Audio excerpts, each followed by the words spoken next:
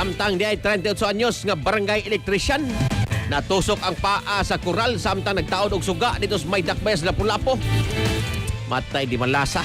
O ingon man grabihan diskrasyahan Ato ning siren pinagi sa report ni katropang Cristel Joy Pelerca. XFM Report. Yes, katropang Cristel.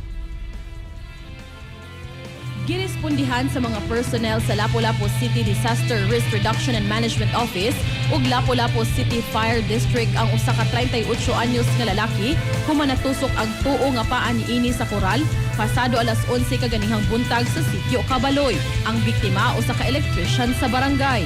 Mato ni Pahak Barangay Captain Bonifacio Umpad Jr. nga ang biktima nagtaod og suga sa usa ka poste ni anang higayuna. Apan samtang nagtaod kini naligas ang 38 anyos ug dito napadung sa koral.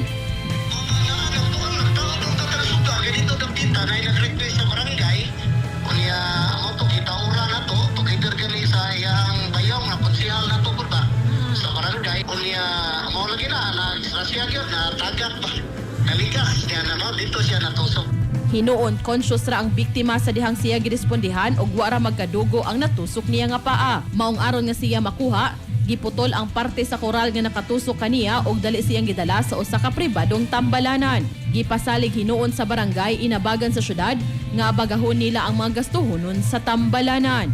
Para sa atong mga katropa nga gustong palig-unon ang immune system, malikayan ng ubo, hilanat labad sa ulo ug di makahilab sa tiyan, ang Santhone Vitamin C, the Alkaline Vitamin C, maoy haom alang kanato mga katropa.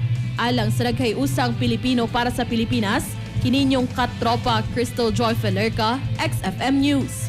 XFM Report. Dahil salamat katropang Cristel Joy Pelerca sa imong report. Santhone Plus Gold, mapalit sa mga butika sa inyong lugar.